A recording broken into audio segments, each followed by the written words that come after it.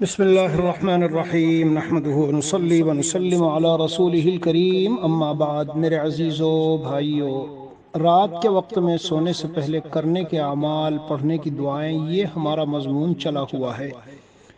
جس دن یہ سب پورے ہو جائیں گے انشاءاللہ تفصیل سے میں آپ کو بتا بھی دوں گا اور لکھ بھی دوں گا۔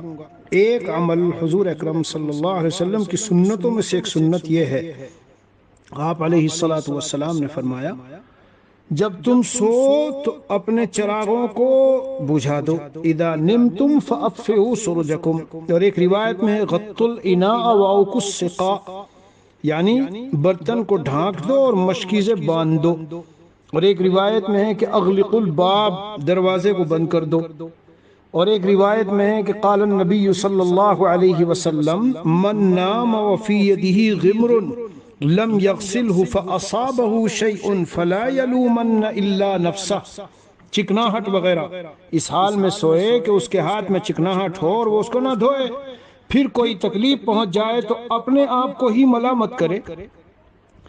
یعنی کیا مطلب یہ ہے کہ چکناہٹ وغیرہ سے صفائی حاصل کر لو، اور بتیوں وغیرہ زائد لائٹوں کو بجھا دو، اور دروازے کو بند کر۔ کیا تعلیمات ہیں صاحب!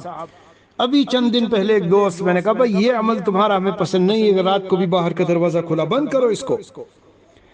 یہ وہ سنتیں ہیں۔ اسی طرح ایک سنت، چلو کل انشاءاللہ بتاؤں گا۔ تو میرے عزیزوں، بظاہر تو یہ چھوٹی چھوٹی چیزیں، لیکن دیکھ لو کیسا مذہب اسلام جامع مذہب ہے، کیسی کیسی باتیں ہم کو سکھائی۔ ہاں، اسی لیے چکناہٹ منہ میں ہو کلی کر لو، مسواک کرو، مسواک کر کے سو، ہاتھ پہ لگی ہو ہاتھ کو دھل لو، صاف کر لو، یہ سب احادیث میں ہے۔ چراغوں کو بجھا دو، کوئی برتن ہے اس کو ڈھک کے رکھ دو، دروازے کو بند کر دو، یہ سب سنتیں ہیں۔ اس لیے میں نے اس کو آج بتا دیا، کئی سنتوں کو ایک ساتھ، کہ مختصر ہے، آپ حضرات کو مختصر ہی تو چاہیے۔